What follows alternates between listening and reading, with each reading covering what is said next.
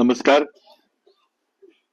बऱ्याच दिवसानंतर आज पत्रकार संघात मी आलेलो आहे. बरंच काही राजकारण गेल्या वर्षभरात घडलेलं आहे. 2 निवडणुका झाल्या.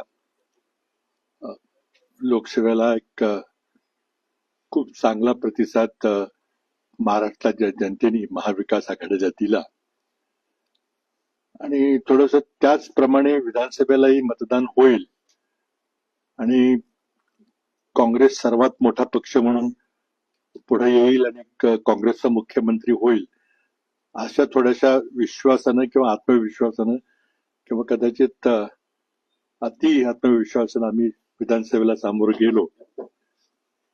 जागा वाटपाचा घोळ चालला. बरेच जण गुडघ्याला पाशिंग बांधून बसले होते की आता मीच होणार म्हणून, आणि त्याचा फटका थोडा आम्हाला बराच बसला. पण त्यामध्ये बऱ्याच गोष्टी झाल्या आणि महाराष्ट्राची विधानसभा निवडणूक हा मुद्दा घेऊन आमचे राष्ट्रीय नेते राहुल गांधी यांनी बराच त्या ठिकाणी पुरावे सादर केले. खूप गदारोळ झालेला आहे. मुळातच हरियाणा आणि महाराष्ट्राच्या निवडणुका वेगवेगळ्या केल्यापासून मनात शंका निर्माण झाली की शेवटी निवडणूक आयोग हे कुणाकरता, जनतेकरता काम करते का सरकार करता, एका राजकीय पक्षाकरता काम करते, असा प्रश्न निर्माण झाला. आणि मला आठवतं की जेव्हा सेशन निवडणूक आयुक्त होते तेव्हा ते म्हणायचे की I am the election commission of India. घटनात्मक ती पोस्ट आहे. आज हे इलेक्शन कमिशन हे भारत सरकारचं झालेलं आहे. त्यामध्ये फार मोठा फरक आहे.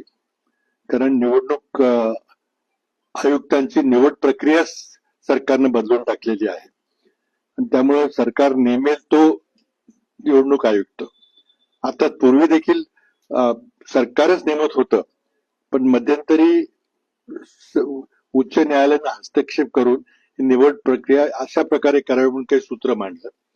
त्यामध्ये पंतप्रधान, विरोधी पक्ष नेते आणि सरन्यायाधीश असं सूत्र मांडलं होतं. पण ते भाजप सरकारला, मोदी सरकारला काही मान्य झालं नाही. त्याने मग ती प्रक्रियाच बदलली. त्यामुळे आता भारत सरकार म्हणजे जे सत्तेत सरकार असतं ते सरकार निवडणूक आयोग नेमतं आणि त्यामुळे त्या निवडणूक आयोगाची विश्वासार्हता कमी झालेली आहे. आता पहिलं उदाहरण म्हणजे अचानक हरियाणा आणि महाराष्ट्राच्या निवडणुका हा वेगळ्या केल्या गेल्या. काही कारण नव्हतं, नेहमी ते एकत्र होत असत, पण कुठेतरी भाजपला राजकीय लाभ मिळवून देण्याकरता ते झालं. तिथून सुरुवात झाली. राहुल गांधींचा एक मोठा मुद्दा त्यांनी घेतला आणि त्याचे बरंच सादरीकरण केले की कशा प्रकारे मतदार याद्यामध्ये घोळ आहे. निवडणूक झाले, निकाल लागले, बऱ्याच अनपेक्षित निकाल लागले. विश्लेषण तुम्ही लोकांनी केलं, आम्ही अंतर्गत केलं की लाडक्या बहिणीचा किती फरक पडला किंवा आणखी काही लोकप्रियतेचे निर्णय, सरकारी पैशातून पैसे वाटले गेले, थेट पैशाचा वापर खूप मोठ्या प्रमाणात झाला. सगळ्या गोष्टी झाल्या नंतर ओबीसी मराठा त्यामध्ये एक वाद निर्माण करण्याचा प्रयत्न झाला आणि पोलरायझेशन तिथं झालं. मग दलित समाजामध्ये बुद्धिस्ट दलित आणि हिंदू दलित तिथं पोलरायझेशन झालं. मग जिथं पोलरायझेशन करता येईल तिथं भाजपने पोलराइज केलं आणि अर्थात निवडणूक जिंकण्याकरता ज्या काही अटकली कराव्या लागतील त्या त्यांनी केल्या. परंतु आमच्या काँग्रेस पक्षानं आणि राष्ट्रवादी काँग्रेसचे नेते शरद पवार, उद्धव ठाकरे सर्वांनी मिळून निवडणूक झाल्यावर आम्हाला सांगितलं की जे सर्व पराभूत उमेदवार आहेत त्यांनी निवडणूक याचिका दाखल करा. तर निवडणूक याचिकेचं काही होत नाही हे मला माहिती आहे, कारण मी बऱ्याच ठिकाणी मी जेव्हा प्रभारी होतो तेव्हा आम्ही लोकसभा निवडणुकीमध्ये निवडणूक याचिका केली होती, पण ते 5 वर्षात काहीच निकाल लागत नाही, कधीच लागत नाही. आणि त्यामुळे त्याला काही अर्थ नाही असं मला वाटलं होतं. पण वरून आग्रह झाला की नाही, तुम्ही केल्याशिवाय इतर कोणी करणार नाही. पण शेवटी आमच्या 50 लोकांनी विरोधी म्हणजे जे पराभूत झालेले महाविकास आघाडीचे उमेदवार आहेत त्यांनी हायकोर्टामध्ये निवडणूक याचिका ते ठराविक वेळेच्या आत 45 दिवसात आम्ही केलेली आहे. आता ते सुनावणी त्याची चालू आहे आणि माझी याचिका बॉम्बे हायकोर्टून कोल्हापूर बेंचला गेलेली आहे. त्यामुळे थोडंसं तिथं नवीन वकील वगैरे देणं हे चाललेलं आहे. आता त्यामध्ये मी माझ्या मतदारसंघापुरती मी माहिती बहुतेक मुंबईला किंवा इथं मी प्रस्तुत करेन की त्यात आमचा काय अनुभव आहे. आणि माझ्या मतदारसंघापुरतं बोलायचं झालं तर फार मोठ्या प्रमाणात डुप्लिकेट मतदार तिथे नोंदणी केली गेली, फार मोठ्या प्रमाणात. आणि त्यानंतर मी तिथं थोडस ती यादी जी आम्हाला दिली जाते ती मशीन रिडेबल नाहीये. त्याला ती पीडीएफ फॉर्मॅट मध्ये मिळते, त्यामुळे मशीननी डुप्लिकेट नावं शोधणं कम्प्युटरने हे सहज शक्य नसतं, त्याला खूप उठाठेवी करावी लागते. ती आम्ही सगळी केली. काँग्रेस पक्षानेही महाराष्ट्राच्या सर्व 288 मतदारसंघामध्ये ती माहिती गोळा केलेली आहे. आणि ते एआयसीसी मध्ये आमचे तामिळनाडूचे खासदार सेंथिल म्हणून आहेत, शशिकांत सेंथिल, ते माझे आय एस अधिकारी आहेत, ते त्याचं काम दिल्लीला एआयसीसी मध्ये बघतायत. मी माझ्या मतदारसंघापुरतं मी पाहिलं काम आणि त्याचे मी आकडे प्रस्तुत करीन. त्यामुळं अर्थात एकदा निवडणुकीचा निकाल लागला की मग सगळेच म्हणतात की माझ्यावर अन्याय झाला वगैरे असेल, पण तरी पण मुख्य मुद्दा असा आहे की निवडणूक आयोगानं जी डुप्लिकेट नाव आहेत ती काढली पाहिजे, ती काढली नाही. आणि ते सहज शक्य आहे संगणकाने. आज इतके आपल्याकडे पॉवरफुल सॉफ्टवेअर वगैरे सगळे करणारी माणसं आहेत, पण निवडणूक आयोग का करत नाही? आज माझ्या मतदारसंघातले जे माथाडी कामगार वगैरे मंडळी आहेत ते बरीचशी माणसं, 50-60 हजार माणसं मुंबईला रजिस्टर्ड आहेत आणि माझ्या मतदारसंघात आहेत, आणि दोन्ही ठिकाणी मतदान करतात. कारण निवडणुका एकदम होत नाहीत. एकदा महापालिकेच्या असतात, तिथं महापालिकेला इथं करतात, मग आमच्या ग्रामपंचायत असेल किंवा विधानसभा असेल परत तिथं जाऊन करतात मतदान. तर काही ठिकाणी आमच्या सोयीस्कर असतं म्हणून आम्ही म्हणतो असू द्या, काय हरकत नाही. पण हे चुकीचं आहे की निवडणूक यादीमध्ये एका माणसाला एका ठिकाणीच आपलं मत नोंदवायचा अधिकार आहे. कुठेही करू शकता तुम्ही, कुठलाही माणूस भारतात कुठेही नाव नोंदवू शकतो, फक्त राहण्याचे पुरावे द्यायला लागतात आणि थोडीशी सकृतदर्शनी थोडी चौकशी करावी लागते. निवडणूक आयोग ते करणं अपेक्षित असतं. पण इतक्या मोठ्या प्रमाणात डुप्लिकेट वोटर्स काय आहेत ते माझ्या मतदारसंघात जर सांगितलं, सगळी यादी वगैरे मी फॉर्मली एकदा प्रेस कॉन्फरन्स दाखवीन, सगळ्यांना पुण्यात दाखवीन, मुंबईत दाखवीन. पण माझ्या मतदारसंघामध्ये 12,000 मतदारांची नावं 48,000 ठिकाणी आहेत माझ्या मतदारसंघात फक्त, एकूण 3,15,000 मतदारांपैकी. आणि जर शेजारचे 5 मतदारसंघ मी धरले तर त्या प्रत्येक मतदारसंघातल्या 5-7 नावं कॉमन आहेत. एकूण जर पाहिली तर जवळजवळ 60-70 हजार माणसाची नावं डुप्लिकेट आहेत. आम्ही ते सगळे नावं छापून सगळे दाखवलेली आहेत. ज्याला तो भाग माहिती असेल कराड परिसर, त्यांना ते गावाची नावं, भूत वगैरे सगळं कळेल, त्यांना माहिती असेल. आणि ते कोणी तपासायला हरकत नाही, कारण ते सगळी यादी मी ओपन ठेवलेली आहे. त्यामध्ये माझं एकच म्हणणं आहे की ही निवडणूक आयोगाची जबाबदारी आहे की मतदार यादी क्लीन असली पाहिजे, एकाचं नाव एकाच ठिकाणी पाहिजे, एकदाच मतदान करता आलं पाहिजे. बोटाला शाई होते त्याला काही अर्थ नाही, ते लगेच ऍसिटोन वगैरे वापरून ते लगेच शाई पुसून टाकता येते. आणि त्यामुळे मल्टिपल वोटिंग हे मोठ्या प्रमाणात झालेलं आहे. आता याचा पुरावा काय, तसं एका विशिष्ट लिमिटपेक्षा जास्त काही देता येणार नाही. पण एवढं आहे की मला मागच्या निवडणुकीपेक्षा जास्त मतं पडली तरी माझा पराभव झाला, कारण विरोधी पक्षाच्या माणसाला आणखी बरेच त्याच्यापेक्षा जास्त वाढली. कुठून वाढली, कशी वाढली? तर एक गोष्ट निश्चित आहे की डुप्लिकेट मताचा विषय फार गंभीर आहे.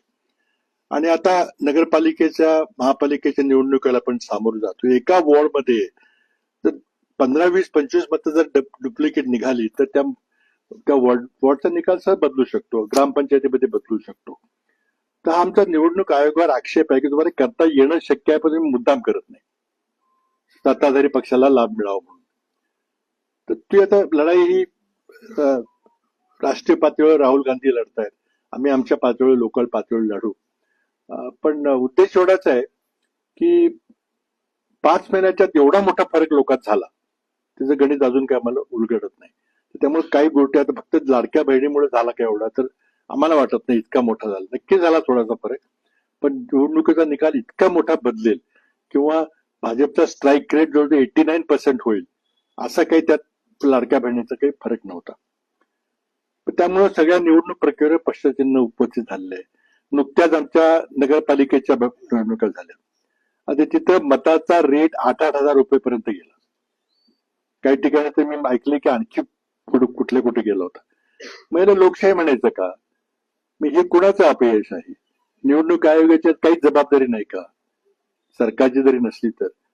आणि त्यामुळे अशा प्रकारे जर आपण हो दिलं आणि याला सर्वस्वी भाजपचं केंद्रीय नेतृत्व जबाबदार आहे की महाराष्ट्रात आज जे काही चाललेलं आहे ते काही कोणाला माहित नाही किंवा केंद्रात माहित नाही असं नाहीये.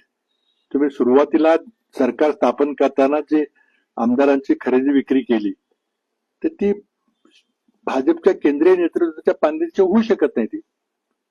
म्हणजे हे सगळी सिस्टम करप्ट करायला कारणभूत एक व्यक्ती आहे, वरचे एक दोन माणसं आहेत. तर आमचा स्पष्ट आरोप आहे स्वतः नरेंद्र मोदी याला जबाबदार आहेत. आणि इथं जर थांबवायचं असलं तर एकनाथ शिंदे असतील काय देवेंद्र फडणवीस आता एका मिनिट एका फोन कॉलवर सगळं थांबून जाईल इथला भ्रष्टाचार करप्शन. पण त्यांनाच करायचे सगळे आणि फक्त पैशाच्या जोरावर आपण निवडणुका जिंकू शकतो हा आत्मविश्वास त्यांना निर्माण झालाय. त्यामुळे मोठ्या प्रमाणात करप्शन करा. महाराष्ट्रामध्ये इतकं वाईट आणि इतकं भ्रष्ट सरकार आपण कोणी कधी पाहिलं नव्हतं. अर्थात आम्ही कमी पडतोय त्याला त्यांचा भ्रष्टाचार उघड करायला किंवा जर करायची संधी मिळाली तर पुढे काय होत नाही, कोर्ट काही दाद देत नाही, कुठे कुणाकडे न्याय मागावा काय करावा आरटीआय मध्ये काही माहिती मिळत नाही. पुण्यातले जे आता जमीन घोटाळे चाललेले आहेत काहीच त्याला कुठं काय होत नाही. थोडे दिवस बघ विरोधी पक्ष आपला आवाज उठवते पण काही त्याला कुणाचा प्रतिसाद मिळाला की ते थांबतं सगळं. आणि इतके पाचवी बहुमत मिळालेले आता महायुतीला की विरोधी पक्षाचा आवाजच दबलेला आहे. तरी पण मला वाटतं की जरी कमी माणसं असली तरी भांडता येईल, भाजपचं करप्शन एक्सपोज करता येईल. आज खरं म्हणजे इतकी लाजिरवाणी परिस्थिती झालेली आहे की महाराष्ट्रात दररोज 8 शेतकरी आत्महत्या करतायत आणि सरकार $1 ट्रिलियन इकॉनॉमीची गोष्ट करते. आम्ही सगळं आनंदी आनंद सुफलाम सुजलाम चाललेला लाज वाटली पाहिजे याला की आपल्या महाराष्ट्रामध्ये जे एकही मोठा औद्योगिक प्रकल्प येत नाही. रोजगाराचा प्रचंड मोठा प्रश्न झालेला आहे आणि त्यामुळे आता लोक कधी त्यांना लक्षात येईल पुढच्या वर्षी समजा AI मुळे नवीन नोकऱ्या मिळण्यामध्ये जर मोठा परिणाम होईल तर काय होईल तेव्हा लक्षात येईल लोकांना की सरकार हे झोपलेलं आहे. फक्त त्यांना सिव्हिल कॉन्ट्रॅक्ट, रस्त्याचे कॉन्ट्रॅक्ट, बांधकाम कॉन्ट्रॅक्ट पाहिजे कारण त्याचं कमिशन मोठ्या प्रमाणात मिळतं आणि कमिशनचं सरकार चाललेलं आहे सगळं. आता 10 लाख कोटीचं कर्ज झालेलं आहे, कॉन्ट्रॅक्टरची बिलं दिली जात नाही, त्या अनेक गोष्टी आहेत.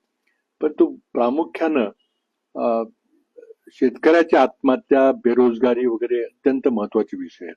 ते सरकारला सहज हाताळता येण्यासारखे आहेत पण ते हाताळायची इच्छाशक्ती नाहीये.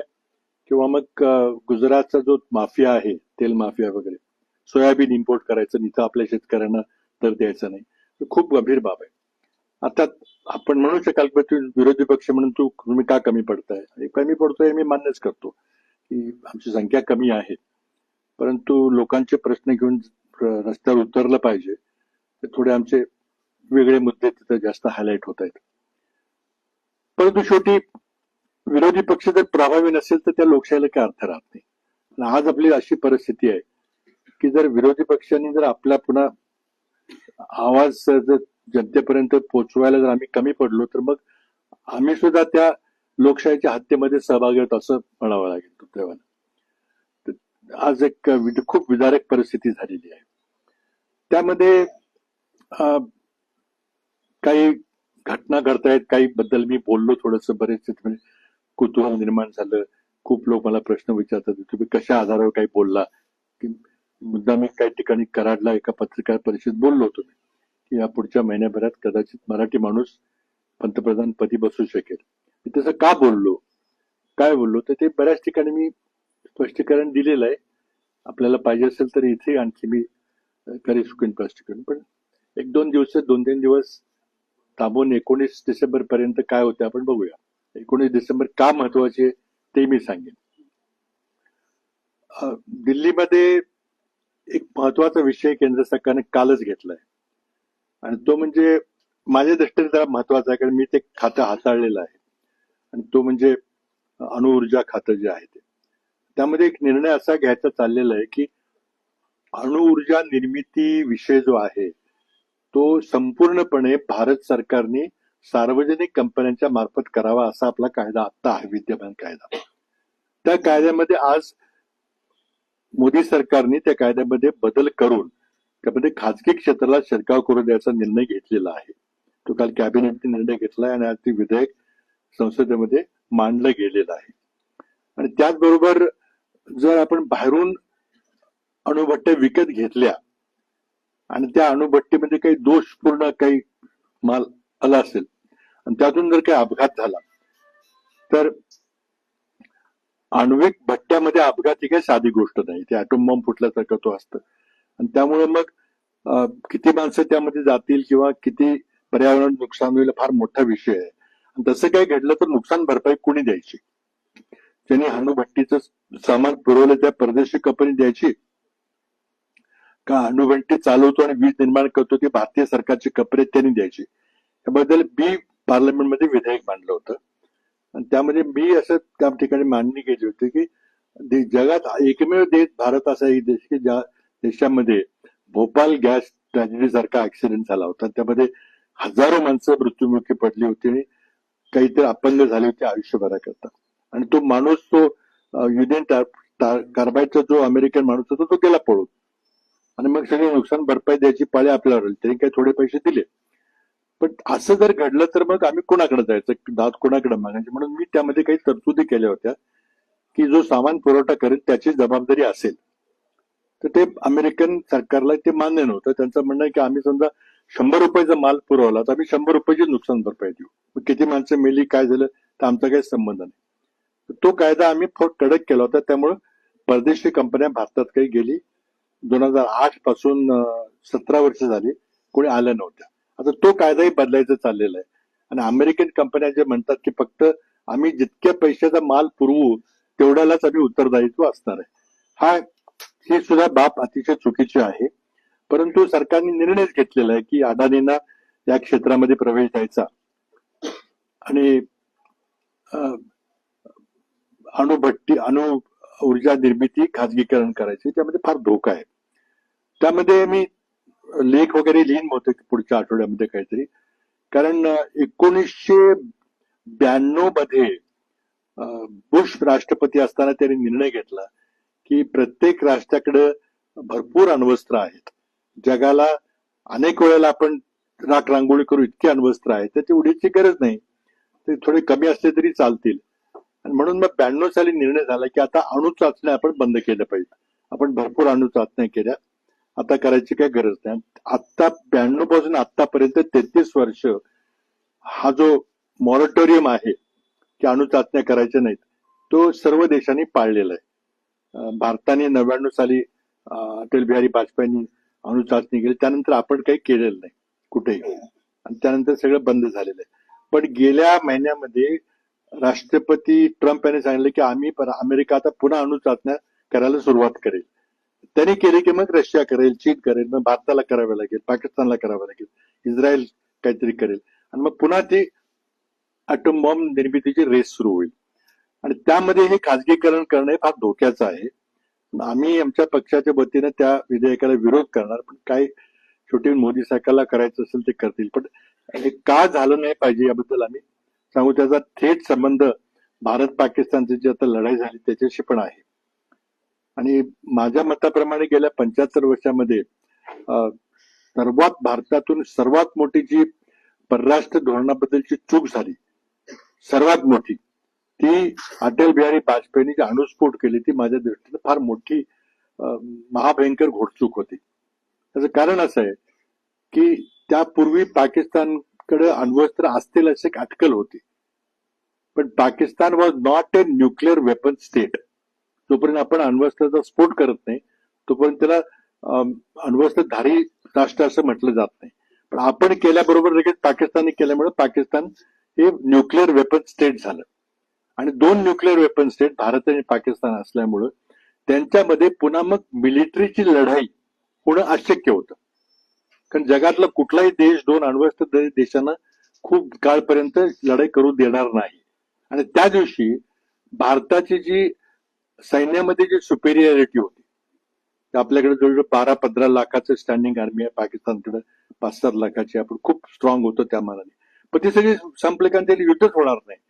त्यामुळे तुमच्याकडे 12 लाख सैन्य आहे का 25 लाख सैन्य आहे का 1 कोटी सैन्य याला काय अर्थ राहिला नाही.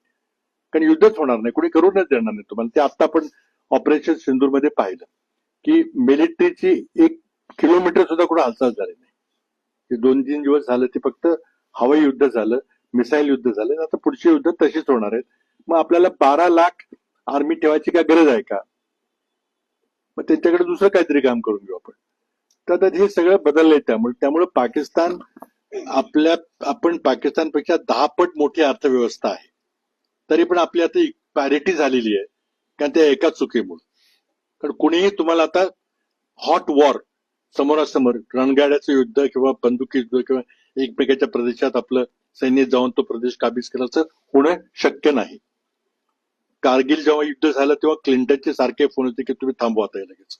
आणि आता सुद्धा आपण पाहिलं की लगेच ट्रम्पचे फोन सुरू झाले आणि थांबवा म्हणून शेवटी ट्रम्पने थांबवलं आणि आपल्याला काही करता आलं नाही. आणि त्यामुळे मग एक असा विषय निघाला की मग मोदींनी का मान्य केलं? पहिल्या दिवशी आपला संपूर्ण पराभव झाला. 7 तारखेला जे हवाई युद्ध अर्ध्या तासात झालं त्यामध्ये आपला टोटल पराभव झाला. हे कोणी मान्य करो वगैरे न करो. आणि त्यामुळे त्या दिवशी भारताची जी विमानं पाडली त्या दिवशी सगळा भारताचा एअरफोर्स हा ग्राउंड झाला. त्यानंतर एकही विमान उडलं नाही. तर कुठेही विमान उडलं की पाकिस्तानचं तुमचं विमान ग्वाल्हेर असेल किंवा भटिंडा असेल किंवा सिरसा असेल तिथं पाडायची शक्यता असल्यामुळं आपलं कम्प्लीट एअरफोर्स ग्राउंड झालं. आणि आर्मी काही कुठे जाऊ शकली नाही, कारण तिथं अनरिटन असा आपला करार झालेला आहे अमेरिका आणि मोठ्या राष्ट्रांच्यावर की एकमेकाच्या सरहद्दीवर क्रॉस करायचं नाही. तो करार कारगिल युद्धाच्या वेळेला झाला होता. किंवा कारगिल युद्धामध्ये वाजपेयी असताना जेव्हा आपण कारगिलमध्ये काही करू शकत नाही असं दिसलं की ते वर आहेत आणि आपण खाली आहोत, त्यामुळे आपण काही हे त्यांना हटवू शकत नाही कारगिलमधून, तेव्हा एअरफोर्सने विनंती केली की आम्हाला एअरफोर्स वापरायची परवानगी द्या. पण त्याला वाजपेयींनी शेवटपर्यंत नकार दिला. पण शेवटी मग नाईलाजाने त्यांनी परवानगी दिली 25 मेला 99 ला. आणि लगेच 26 मेला आपले मेक्स उडाली आणि त्यांनी कारगिलची तिथली माणसं घालवली. पण तिथं अट अशी होती की तुम्ही इंटरनॅशनल बॉर्डर क्रॉस करायची, आणि ती आज पण पाळली जाते कारण त्याला इंटरनॅशनल प्रेशर आहे. प्रश्न असा त्यामध्ये उद्भवतो की आपण सीजफायर मान्य का केली, आणि ते सुद्धा ट्रम्पने जाहीर केली. ते तर मोदींच्यावर कसला दबाव आहे? मोदी का म्हटले नाहीत की नाही आम्ही एक दिवसभर आणखी त्यांचं मी नुकसान करणार आणि मग थांबू आम्ही, असं का करू शकले नाहीत? तर काय दबाव आहे? तर तो कुठेतरी आपल्याचं उत्तर आपण शोधलं पाहिजे. आणि त्याला आमच्याकडे काही तर्क आहेत पण ते काही पुरावा नाही आहे त्याला. पण आमचे त्यामध्ये आमचं खात्रीलायक तर्क आमच्यात की मोदींच्यावर फार मोठा दबाव येतोय अमेरिकेचा, आणि मोदी हातबल आहेत या बाबतीमध्ये. परराष्ट्र खात्यामध्ये जी देशाची पिछेहाट झाली ती सर्वांना माहिती आहे, त्याबद्दल काही बोलायचं कारण नाही. एकही मित्र राष्ट्र झालेलं नाही. आणि पाकिस्तानला ट्रम्पने इतकं डोक्यात चढवलेलं आहे, त्यांचा तो लष्करी प्रमुख हुकुमशाला व्हाईट हाऊसमध्ये बोलवणं, त्याला स्पेशल लंच करणं, किंवा इस्रायल हमासचं युद्ध झालं त्यावेळेला पाकिस्तानच्या पंतप्रधानाला बोलायला संधी देणं, आणि आपण मात्र तिथून बाहेर पडलो. त्यामुळे जे परराष्ट्र धोरणामध्ये जे हाय टेबल आहे तिथं 15-20 राष्ट्र बसून निर्णय घेतात, त्यामध्ये आपण मागे पडलेलो आहे. आपण त्या सरमाईल स्टेटच्या मीटिंगला गेलो नाही. तर बऱ्याचशा गोष्टी आहेत. आणि आमचं म्हणणं आहे की परराष्ट्र धोरणामध्ये भारताचं इतकं मोठं अपयश आम्ही कधी पाहिलं नव्हतं, आणि याला कुठंतरी पाणी मुरतंय. मोदी अशा प्रकारे का दबतायत आणि त्यांच्यावर कसला दबाव आहे, त्याचं उत्तर कदाचित मला वाटतं काही दिवसामध्ये आपल्याला मिळेल. काय ते कशामुळे काय होतं ते. आता सर्वात मोठा माझ्या दृष्टीने विषय असा आहे की बेरोजगारीचा प्रश्न फार मोठा भेडसावणार आहे. त्याचबरोबर महाराष्ट्रात एकही मोठा प्रकल्प येत नाही ही वस्तुस्थिती आहे. उदाहरण घ्यायचं झालं तर सेमीकंडक्टर उद्योग हा अति सनराईज उद्योग समजला जातोय की फार मोठा उद्याचा मोठा उद्योग आहे. आणि भारतामध्ये एकही सेमीकंडक्टर उद्योग नव्हता, फॅब्रिकेशनचा नव्हता. तो करण्याकरता भारत सरकारने फार मोठी सबसिडी दिली, म्हणजे हजारो कोटीची सबसिडी दिली की जो येईल त्याला आम्ही इतके रुपयाची सबसिडी देऊ. आणि त्यामध्येच मग टाटानी जे 857 कोटी रुपये भाजपला निवडणूक निधी दिला, तो कधी दिला? तर जेव्हा भारत सरकारने निर्णय घेतला की आम्ही 44,000 कोटीची सबसिडी सेमीकंडक्टर उद्योगाला देऊ, हा निर्णय मार्च मध्ये घेतला. आणि एप्रिलच्या पहिल्या आठवड्यामध्ये टाटानी चेकनी त्यांच्या इलेक्ट्रॉल बॉन्डनी भाजपला 857 कोटी रुपयाचा निधी दिला. आता ह्याला निधी म्हणायचं का लाच म्हणायची प्रश्न प्रत्येकाने याचं उत्तर शोधलं पाहिजे. पण हे सगळं रेकॉर्डवर आहे, एकही त्यातली काही अतिशयोक्ती नाहीये. आणि त्यामुळं मोदी सरकारने पुन्हा लायसन्स राज आणलेला आहे. PLI म्हणून जी योजना आहे, प्रोडक्टिव्हिटी लिंक्ड इन्सेंटिव्ह, की ते सबसिडी कोणाला द्यायची हे भारत सरकार ठरवतं. तुम्ही अर्ज करायचा, मला सेमीकंडक्टर मध्ये किंवा इलेक्ट्रॉनिक मॅन्युफॅक्चर मध्ये किंवा इथं मला असा असा उद्योग उभा करायचा, मग तो द्यायचा का नाही तो मोदी ठरवणार, कारण त्यामध्ये खूप मोठी सबसिडी आहे. आणि म्हणून एका दृष्टीनं पुन्हा एकदा जे लायसन्स राज मनमोहन सिंगने बंद केलं होतं ते पुन्हा सुरू झालेलं आहे. पण त्यामध्ये प्रश्न असा होता की महाराष्ट्रात एकही मोठा उद्योग का येत नाही. टाटा हेडक्वार्टर्स हे मुंबईला आहे, पण टाटा गुजरातमध्ये प्रकल्प करतात, आसाममध्ये करतात, मुंबईला, पुण्याला, इथं तळेगावला, पिंपरी चिंचवडला का काढत नाही, कोल्हापूरला का काढत नाही किंवा नागपूरला का काढत नाही. त्याचं उत्तर नरेंद्र मोदी, देवेंद्र फडणवीस दिलं पाहिजे. आणि त्याचा थेट संबंध युवकांच्या रोजगाराशीच निगडीत आहे. एका बाजूला आर्टिफिशियल इंटेलिजन्स म्हणून नोकऱ्या मिळतील का नाही मिळतील हा मोठा प्रश्न निर्माण झालेला आहे. दुसऱ्या बाजूला मोठे उद्योगच आले नाहीत तर रोजगाराची संधी कोण देणार. आणि छोटे लघु उद्योग जे आहेत त्यामध्ये जीएसटीचा घोळ केलेला आहे, अगदी नोटबंदीपासून सगळे घोळ करून तो सगळे स्मॉल स्केल इंडस्ट्री मारून टाकलेली आहे. त्यामुळे प्रश्न महाराष्ट्रातले अनेक आहेत. प्रचंड मोठा कर्जाचा डोंगर उभा केलाय आणि अत्यावश्यक सेवा ज्या आहेत त्यांच्याकडनं त्यांना काही पैसे मिळत नाहीत, कारण 10 लाखाचं कर्ज झालंय, त्यावर व्याज भरावं लागतंय, हप्ते भरावे लागतात, पेन्शन आणि पगाराचा खर्च आहे, त्यामुळे विकासाकरता फार कमी पैसे राहतात. त्यामुळं सरकार आपली पाठ तरी थोपटून घेते की नाही आमचं सगळं चांगलं चाललेलं आहे. आणि त्यामुळं प्रश्न महाराष्ट्रात देखील अनेक आहेत. आता सहज गोष्टी घेतल्या तर आपण मेट्रो बऱ्याच ठिकाणी चालू आहे, तर मेट्रोचा पर किलोमीटर कॉस्ट मध्ये का फरक येतो. नागपूर मेट्रोचा जो खर्च आहे तो पुणे मेट्रोमध्ये, ठीक आहे, जमीन अधिग्रहणाचा फरक असू शकतो, पण मेट्रो बांधण्याच्या खर्चामध्ये का फरक आहे. किंवा समजा युपीने 13 एक्सप्रेसवे बांधलेले, किती अंतर आहे, किती लेनचे आहे, ते सगळी माहिती आहे आपल्याकडे. आपण समृद्धी महामार्ग केला, तर त्या समृद्धी महामार्गाची पर लेन किलोमीटर कॉस्ट जर काढली तर महाराष्ट्रात इतकी जास्त कॉस्ट काय येते. ते पण भाजपचं सरकार, हे पण भाजपचं सरकार आहे. समृद्धी महामार्गाचा जो एरिया आहे तो काही युपीपेक्षा फार वेगळा नाहीये, फार डोंगरी आहे किंवा फार तिथं बोगदे करायचं असं काही नाहीये. मग एवढा मोठा फरक का. तर त्यामध्ये मग सगळा जो घोटाळा आपण बघतो की शक्तीपीठ सरकारचा फक्त लक्ष आहे की रस्ते बांधा, पीडब्ल्यूडीचे कॉन्ट्रॅक्ट द्या, कारण त्यातून कमिशन काढणं फार सोपं असतं. आणि कमिशन खोरी सरकार आहे, प्रचंड मोठी महाराष्ट्राची लूट चाललेली आहे. आणि त्यामुळं महाराष्ट्राचे जे पर कॅपिटा इन्कम आहे, दरडोई उत्पन्न आहे, त्यामध्ये आपला 11वा नंबर होत आहे, तो आणखी खाली घसरलाय. मोठे उद्योग येत नाहीत, रोजगार मिळत नाही, शेतकरी रोज आत्महत्या करतायत. आणि सरकार सुजलाम सुफलाम वगैरे म्हणतंय आम्ही फार चांगले मोठे झालो, 1 ट्रिलियनच्या जाहिराती येतात पानभराच्या, काय त्याला अर्थ आहे. अगदी म्हणजे फार सरकारकडून फार मोठा अपेक्षा भंग झालेला आहे.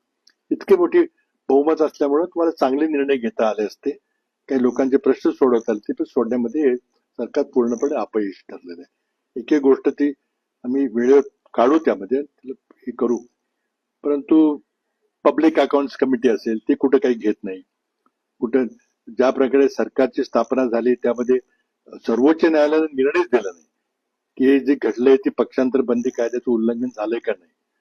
आणि त्यामुळे लोकशाहीचा गळा घोटण्यामध्ये सगळ्यांनी, नरेंद्र मोदी पासून सगळ्या लोकशाहीच्या ज्या संस्था आहेत त्या सगळ्यांचा त्यामध्ये हात आहे. आणि त्यामुळं हे कम्प्लिटली इन्स्टिट्यूशन कॅप्चर ज्याला म्हणतात, संविधानिक संस्थाला त्या सगळ्या हस्तगत केले गेलेलं आहे. त्यामुळे लोकशाहीचा ढाचा दिसतोय पण आत्मा मारून टाकलाय, आत्मा राहिलेला नाही. त्यामुळं आता आमच्या समोरचं मोठं आव्हान असं की लोकशाहीला पुन्हा कसं जिवंत करायचं आणि लोकांना न्याय कसा द्यायचा लोकशाहीच्या माध्यमातून, तो प्रयत्न चाललाय. फार आम्हाला यश आलं असे मी म्हणणार नाही, पण आम्ही प्रयत्न करत राहणार जे काय असेल ते. बाकी प्रश्न बरेच आहेत. कुठे कारण नसताना वंदे मातरम सारखे विषय घेऊन लोकसभेचा वेळ दिला जातो, पण तिथं चर्चा मात्र विधेयकावर कधी होत नाही, झाली पाहिजे. आणि मग रेटून नेऊन आवाज बहुमतावर सगळे विधेयक पास करून सरकारला जे पाहिजे ते करायचं चाललेलं आहे.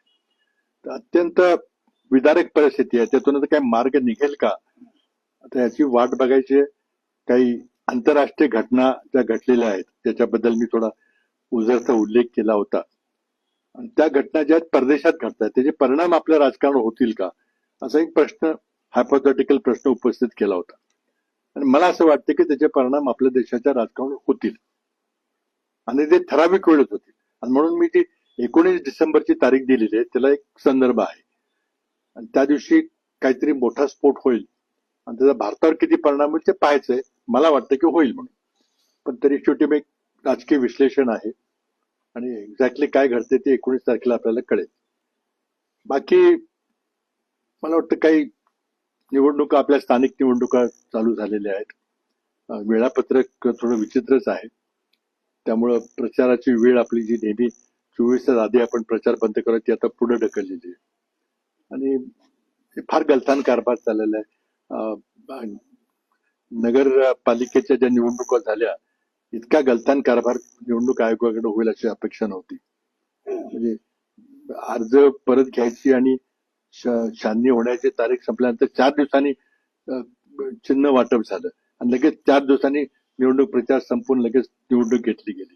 विचित्र आहे, कारण निवडणूक आयोग जी स्वायत्त संस्था पाहिजे ती आता सरकारच्या हुकुमाखाली, आदेशाखाली चालते. दिल्लीची निवडणूक आयोग प्रक्रिया आणि महाराष्ट्रातली प्रक्रिया दोन्ही त्याच प्रकार चालले. त्यामुळे लोकांचा या प्रक्रियेवरून विश्वास उडत चाललेला आहे आणि मला वाटतं मोदीने हेच पाहिजे की लोकशाहीमध्ये विश्वास नष्ट करायचा आणि मी सगळं चांगलं करेन, मला सगळं माहिती आहे आणि मी देशाचं सुजलाम सुफलाम करून काहीतरी बोगस घोषणा करायचं की 1947 साली आमचा देश विकसित राष्ट्र होईल. कोणीही त्याच्याबद्दल चर्चा करायला पुढे येत नाही की कसं होईल, काय तुमची विकसित राष्ट्राची कल्पना काय. आणि म्हणून बोगस जाहिराती द्यायच्या की आमचं विकसित होईल, हे इतकं बोगस आहे की आत्ताच्या विकास दराप्रमाणे होऊ शकत नाही. तर तुम्ही व्याख्या देत नाही की विकसित म्हणजे काय आणि फक्त जाहिराती द्यायच्या पूर्ण पानाचे की आमचं सगळं काही चांगलं होणार आहे आणि स्वतःला जगातले लोक हसतात सगळे. 80 कोटी लोकांना तुम्हाला अन्नधान्य पुरवल्याशिवाय त्यांना जगवता येत नाही आणि तुम्ही विश्वगुरु याची गप्पा मारताय. पण तरी शेवटी आता मोदी आहेत, त्यांना निवडणुकीमध्ये विजय मिळवायची अटकल त्यांना लक्षात आली. आमच्या काही चुका झालेल्या आहेत, होत आहेत अजून. त्यामुळे आता चाललेल्या ह्यातून आता मार्ग कसा काढायचा आमच्या समोर प्रश्न आहे. मी बरेच वर्ष ज्यांनी राजकारण बघले ते थोडस वेदना होतात की कुठे देश आपला निघालाय, काय आपली क्षमता आहे, काय करू शकतो, काय करतोय आपण. अशा पार्श्वभूमीमध्ये आम्ही आज आहोत. आम्ही आमची जबाबदारी काही झटकून टाकत नाही. आमच्या चुका होत आहेत. आम्ही ज्या प्रकारे प्रभावीपणे विरोधी पक्ष म्हणून काम केलं पाहिजे, इंडिया आघाडीला एकत्र घेऊन केलं पाहिजे पुढे, तिथं आम्ही कुठेतरी कमी पडतोय ह्याची आम्हाला जाणीव आहे. पण त्यातून आम्ही अंतर्गत आत्मपरीक्षण करून त्यात काय बदल करता येईल ते करायचा आमचा प्रयत्न राहील.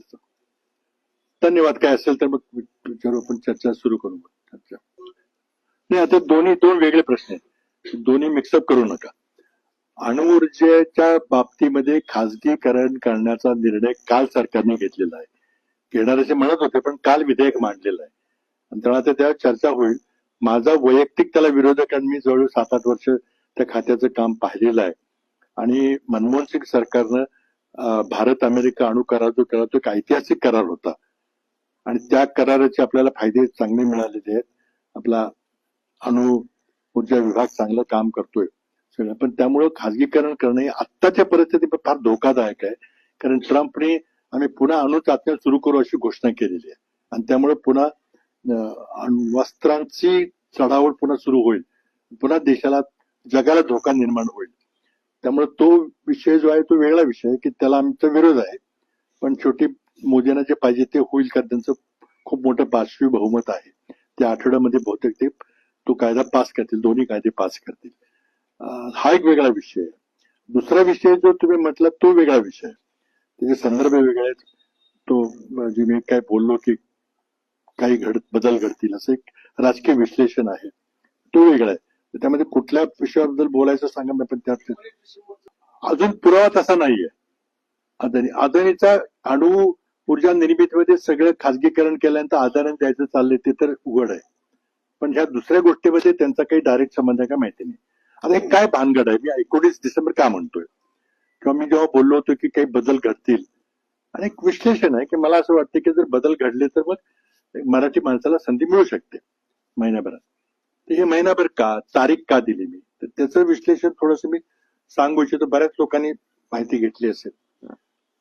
अमेरिकेमध्ये घटना घडली आणि घटना घडली म्हणजे बरेच दिवसापासून घडत होती की 1995-96च्या सुमारास एक अमेरिकेतला एक उद्योगपती नाव जेफ्री एप्स्टीन, ह्या माणसानं एक पुढे येऊन एक तो प्रकाश होतात आला 1995-96 पासून. नंतर पुढं काही वर्षानंतर असं लक्ष 2000च्या सुमारास लक्ष की हा माणूस काहीतरी बेकायदेशीर गोष्टी करतोय, विशेषतः सेक्स ट्रॅफिकिंग करतोय असं लक्षात आलं.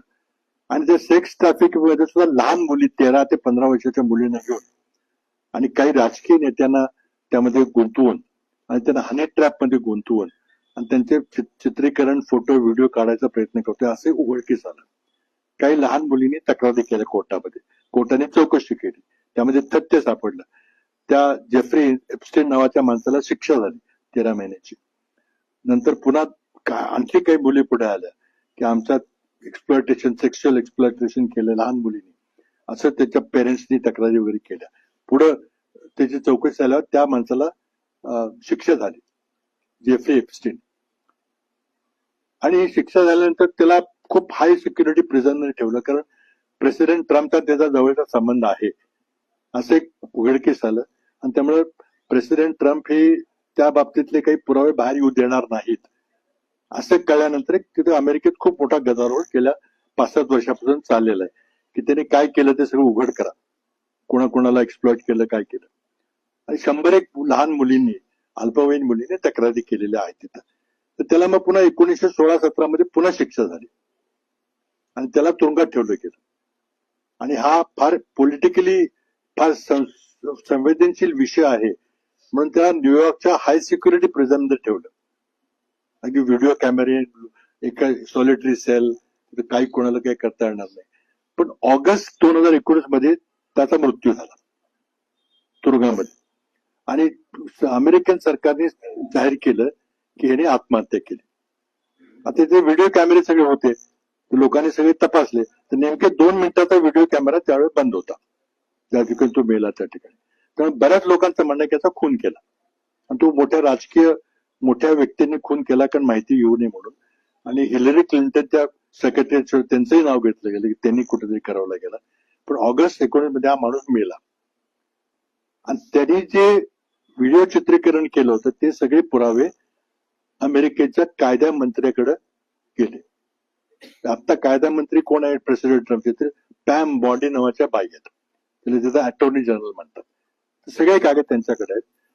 आणि त्यांनी एका पत्रकार परिषदेत सांगितलं की या जेफ्री एप्स्टीनची जी क्लायंट लिस्ट आहे, म्हणजे त्यांची जी ग्राहक आहे त्याची यादी माझ्याकडे सगळी आहे. कुठल्या राजकीय माणसाला त्यांनी गुंतवलं होतं ते. मग पुढे प्रेसिडेंट ट्रम्पनी त्यामध्ये हस्तक्षेप केला आणि ते काही कागदपत्र खुले करायचे नाहीत असं तिला आदेश दिला. तर त्याचेच कायदा मंत्री आहे त्यामुळे त्यानं ते मान्य केलं. मग ती म्हटली नाही आता आम्ही काही कागदपत्र जाहीर करणार नाही.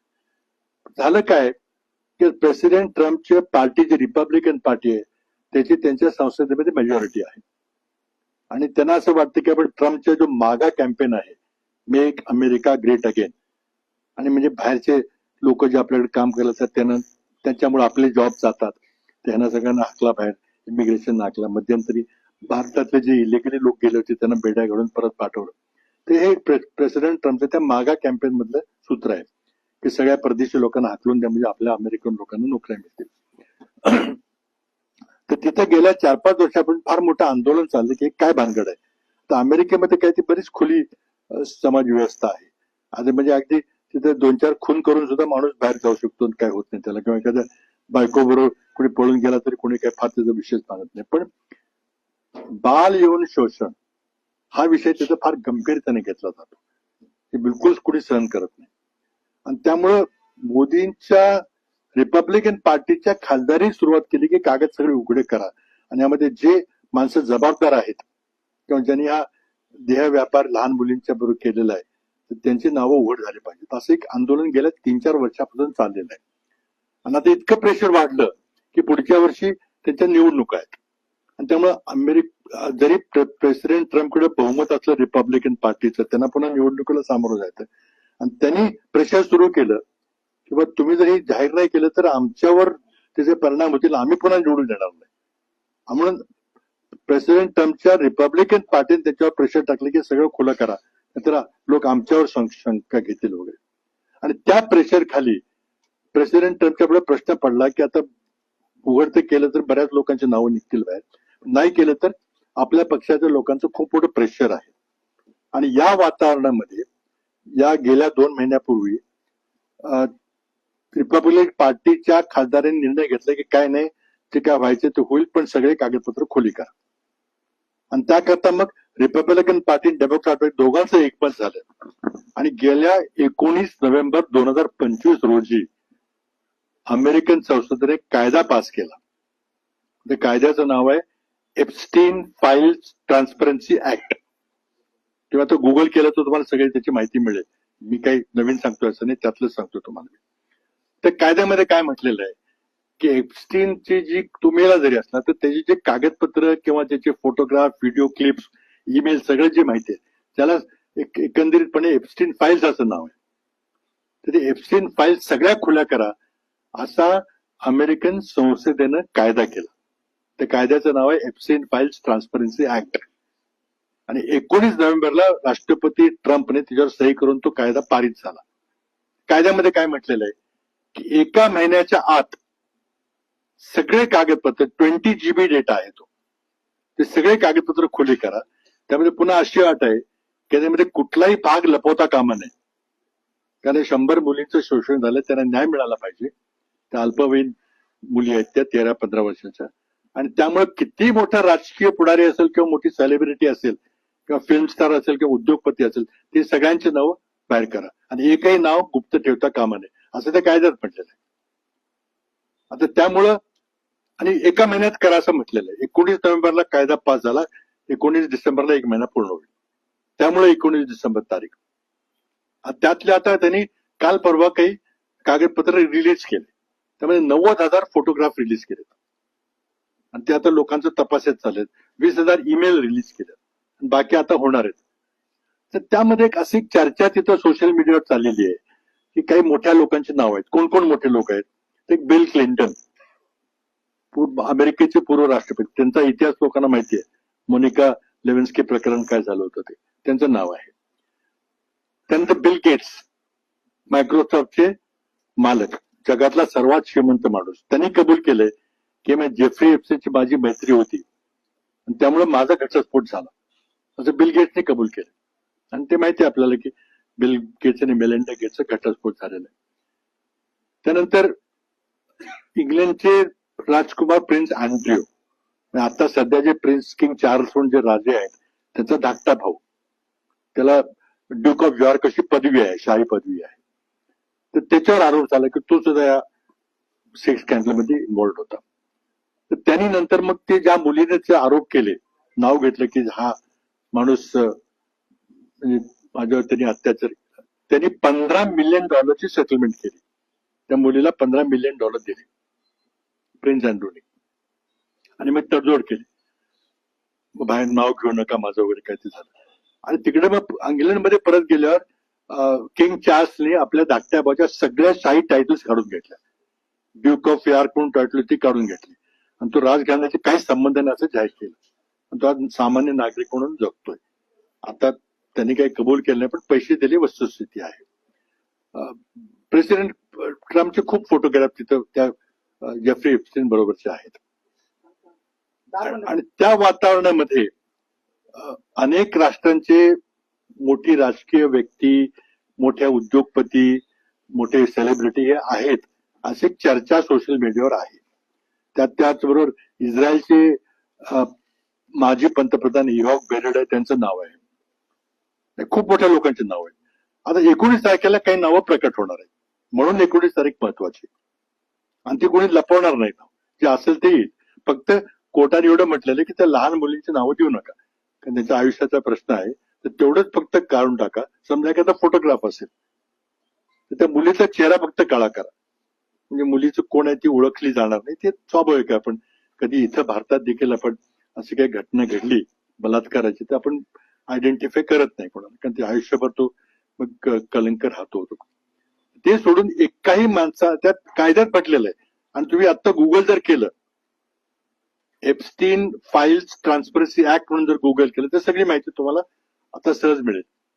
आणि त्यामध्ये अगदी म्हटलेलं आहे की किती मोठा व्यक्ती असला कुठल्याही देशातला तरी त्याचं नाव लपवायचं नाही, का त्या मुलींना न्याय मिळाला पाहिजे. आता तिथल्या सोशल मीडियावर चर्चा अशी आहे की भारतातली काही नावं आहेत, तर ती नावं आहेत. आता आहेत नावं, तर मी एवढं बोललो होतो की त्यातली 3 लोक आजी माझे खासदार आहेत भारतातले. 3 लोकांचे नाव आहेत. आता कोण आहेत ते 19 तारखेला कळेल असेल तर. आणि मग जर त्याचा जर मोठा परिणाम भारताच्या राजकारणावर झाला, अगदी मोठा म्हणजे वरच्या पातळीवर, तर मग बदल होऊ शकतो. बदल होऊ शकतो, अगदी नंबर 1 पदामध्ये बदल होऊ शकतो. आता नंबर 1 मध्ये बदल झाला तर काही बारामतीचा कोण होणार नाही किंवा कराडचा कोण होणार नाही, कारण आमच्याकडे बहुमत नाही. मग होणार कोण? तर आमच्या सूत्राकडून माहिती आहे की काही भारतातली नावं आहेत आणि ती महत्वाची नावं आहेत. आता बघा, मी काही आधी तोंडाने बोललेलो नाही काही, कारण हे करणं योग्य नाही. पुढे माझे भांगड काहीतरी आबरू नुकसानी दावावर करतील काहीतरी. पण मी एवढंच म्हटलं की मराठी माणूस होऊ शकतो. आता कसं होईल? 1 नंबर तिथं पद मोकळं झाल्याच्या होईल का? ते सांगतो ना मी. आता हा तर्क आहे की होऊ शकतं म्हणून. समजा ते त्याच्यामध्ये नसतील तर ते पद मोकळं होणार नाही होणार. मग नाही होणार. नसतील तर ठीक आहे. मी म्हणतोय की होईल असं म्हणतोय माझं. आता ते तर्क आहे. कसा तर्क आहे की होणार भाजपचाच, आमचं तर काही होणार नाही कोणी इंडिया आघाडीचं वगैरे. तर भाजपमध्ये तो कोण माणसं आहेत पुढं? नागपूरचं होणार. हे जर एवढं गंभीर असेल तर मग संपूर्ण देशात राष्ट्रीय उलथापालथ का होणार नाही? होईल ना. 19 तारीखची वाट बघा ना तुम्ही. मी म्हणतोय काय सगळं, मी काय मला कोणी ते कानातून गुप्त सांगला असं नाहीये. हे सगळं ओपन माहिती आहे. तुम्ही गुगल करा आणि तुम्ही बघा काय चाललंय ते. नाही हे बघा, मी जेवढं बोललो तेवढं माझ्या तोंडात शब्द घालू नका. मी काय म्हटलं की त्यामध्ये आजी माझी 3 खासदारांची नावं आहेत. आजी माझी 3 खासदार, म्हणजे खासदार असतील किंवा आणखी त्याच्यापेक्षा मोठ्या पदावर असतील. खासदार तर आहेतच ना. आणि होते, एक होते आणि 2 आहेत. त्यामुळे ते आता 19 तारखेची वाट बघूया. मग तर नाही, ते आपण कधी आंतरराष्ट्रीय पेपर वाचत नाही. अमेरिकेत काय चाललं त्याच्यात तुम्ही कोणी दाद घेत नाही. त्याला आता काय करायचं? आपली वाचन संस्कृती काय झाली आपण बघतोय. सोशल व्हॉट्सअपवर बघून आपण सगळे ठरवतो. पण म्हणून मी सांगतो ना, तुम्ही गुगल करा ना. तुम्ही फक्त 1 नंबरवर भर देताय, 2 नंबर पण त्यात सहभाग. नाही, मी 1 नंबरवर बिलकुल बोललेलो नाही काही. मी फक्त एवढंच म्हटलं की बदल होण्याची शक्यता आहे. आता त्यात तुम्ही काय त्याचा अर्थ काढायचा तो काढा. नाही, आता काय झालंय की हे जे सरकार आहे, सरकारचे प्रमुख आहेत, त्यांना खरं म्हणजे लाज वाटली पाहिजे. महाराष्ट्रात दररोज 8 शेतकरी आत्महत्या करतात आणि तुम्ही म्हटलं तसे प्रकार व्हायला लागले. आणि सरकारचं संपूर्ण अपयश आहे. तुम्ही शेतीमालाला फक्त किफायतशीर किंमत आपण जी ठरवली आहे ती द्या ना. मिनिमम सपोर्ट प्राइस तुम्ही देऊ शकत नाही. शेतकरी काय करणार? शेवटी कर्ज काढलेला असतो, आत्महत्या करायला तर काय करेल? आणि आज तुम्ही महाराष्ट्र नंबर 1 राज्य म्हणून म्हणता. 8 शेतकरी महाराष्ट्रात आत्महत्या करते, ज्याचं कुठल्या राज्यात असं घडत नाही. तुम्हाला त्याचा काही फरक पडत नाही. नाही असं आहे बघा, मी काय म्हटलं की 19 डिसेंबरला अमेरिकेमध्ये हे सगळे कागदपत्र खुले होणार आहे. एवढी आपल्याकडे फॅक्ट आहे, माहिती, ही सगळी ओपन माहिती आहे. आता त्यामध्ये बऱ्याच मोठ्या लोकांची नावं येण्याची शक्यता आहे, कारण ती काही लपवणार नाहीत. आणि ते अमेरिकन संसद आहे, भारतीय संसद नाही. लक्षात घ्या, भारतीय संसदेला काही अधिकार नाहीत त्या बाजूला. अमेरिकन संसद तिथे कायदे करते, बजेट करते, राष्ट्रपती करत नाहीत. त्यामुळे तिथं जर कायदा पास झाला तो कडक तंतोतंत पाळला जाईल. मला विश्वास आहे, मी तिथं बरेच वर्ष राहिलेलो आहे. आणि त्यामुळे जर नावं असतील तर ती जाहीर होती, ते कुठे लपवू शकणार नाही. सगळे नेटवर्क. आणि त्यात असं म्हटलंय कायद्यामध्ये, तुम्ही वाचा त्यात की downloadable form, machine readable form, आणि काहीही पुसायचं नाही.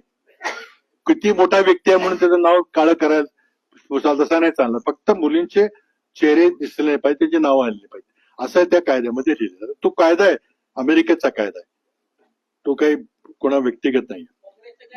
हे समजा हे सगळं होत असताना म्हणजे दिल्लीमध्ये पण आता रिफ्रेश आता मग उठले असतील बाहेर. नक्कीच चर्चा. तुम्ही बघा ना, युट्यूबवर काही बघा चर्चा चालू आहे. सुब्रमण्यन स्वामीचं ट्विट बघा. त्यांनी सरळ म्हणतात की व्हिडिओ काढलेले आहेत आणि तो माणूस हा इस्रायली गुप्तहेर संस्था मोसाद जी आहे त्याचा तो एजंट होता आणि इस्रायली त्याला मोठ्या करण्यामध्ये मदत केली. तो खूप श्रीमंत झाला. त्याचे पॅरिसमध्ये, न्यूयॉर्कमध्ये, फ्लोरिडामध्ये मोठे मोठे महाल होते आणि तिथं तो सगळ्यांना घेऊन जायचा आपल्या खासगी विमानानं आणि तिथे हे सगळे चाळे चालायचे. त्यांनी त्याचं एक बेट विकत घेतलंय. त्याचं स्वतःच्या मालकीचं बेट आहे. त्या मालकीवर सगळं बऱ्याचशा गोष्टी आहेत. तिथं सगळ्या गोष्टी आहेत आणि प्रत्येक खोलीमध्ये अत्यंत अत्याधुनिक कॅमेरे लावले होते. फोटो सगळे काढलेले आहेत. अगदी हजारो लक्षावधी फोटो आहेत ते उद्या त्याला प्रकट होतील. ते तशा प्रकारे ते फार छोटस होतं. ते आपल्याकडे दाबलं जातं. तिथं नाही दाबलं.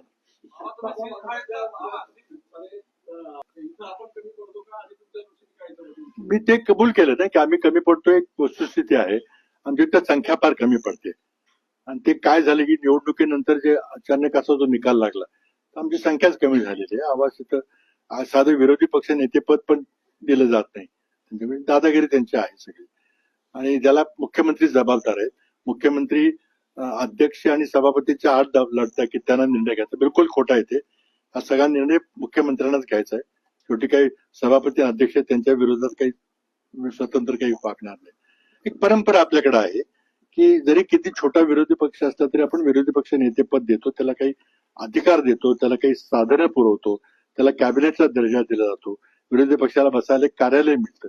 ही एवढी साधी गोष्ट आहे. पण जर तुम्हाला करायचं नसेल तर मग शेवटी सांगा की नाही करणार म्हणून. आता पण नाही केलेलं. पण आम्ही कमी पडलो त्याचे अनेक कारण आहेत. आमचं अंतर्गत विश्लेषण चालू आहे. पण माझं स्वतःचं वैयक्तिक मत असं आहे की आम्ही लोकांचे प्रश्न घेऊन लढलं पाहिजे. आता संविधान बचाव, तिरंगा यात्रा, जय हिंद यात्रा हे ठीक आहे. पण त्यामध्ये फक्त काँग्रेसचे लोक झेंडा घेऊन पुढे येतात. बाकी सामान्य जनता जोडत नाही. विशेषतः युवक बिलकुल जोडत नाही. तर युवकांना जोडण्याकरता आम्ही कमी पडलोय. शेतकऱ्यांचे प्रश्न आहेत आम्ही त्या अग्रेसिव्हली मांडायला पाहिजे ते मांडलेले आहेत. बेरोजगारीचे प्रश्न आहेत. आणखी औद्योगिकरण होत नाही. बागा असलेल्या भागामध्ये काही फरक पडत नाही. आज नागपूरला, अमरावतीला, नांदेडला इंजिनिअरिंग कॉलेज आहेत. पण सगळी मुलं पुण्याला येऊन काम करतात. कोणी परत जात नाही. हे असं लॉपसाइडेड डेव्हलपमेंट झाले ते करण्यामध्ये आपण कमी पडलेलो आहे. आणि सरकारचं लक्ष फक्त मोठे महामार्ग बांधणं आणि त्यामध्ये कमिशन घेणं एवढंच चाललेलं आहे. सगळं उघड आहे. त्यामध्ये काही लपवून ठेवायचं काही कारण नाही. अधिक कॉन्ट्रॅक्टर ठरतो. नाही 52चं मला माहिती नाही कधी. हा तर ते आम्ही होतो त्यामध्ये. मी पण होतो त्यात. तर ते खूप जुनी गोष्ट आहे ती. मला वाटतं 3-4 वर्ष झाली. आता बघा आमच्या पक्षामध्ये काही चर्चा चालू आहे पण त्याबद्दल काही मी बोलणार नाही. ती आमची चालू आहे चर्चा. किंवा आपण बिहारचे इलेक्शन झाल्यानंतर चिंतेचं वातावरण निर्माण झालं. का आपण केलो. कर्नाटकमध्ये थोडासा वाद चाललेला आहे. तो आपण का मिटवू शकत नाही. अशी काही चर्चा आमच्या अंतर्गत चालू आहे. कुठले नाव घेतलंय पण ते रिटर्न करत त्याचं FIR मध्ये नाव पण नाहीये. चौकशी तर केली पाहिजे.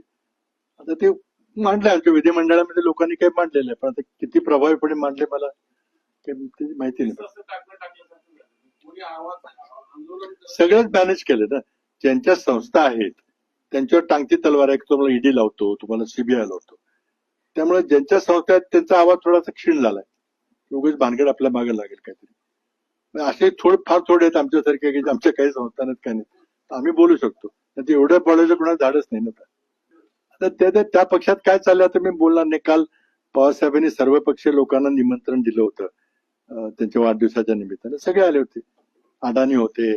आमचे लोक राहुल गांधी, प्रियंका गांधी होत्या. अजित पवार होते. त्यांच्या ते एक पॅचअप झालेलं आहे असं दिसतंय कधी. आता तुम्ही बघता ना. मी आता काय सांगितलं पाहिजे का.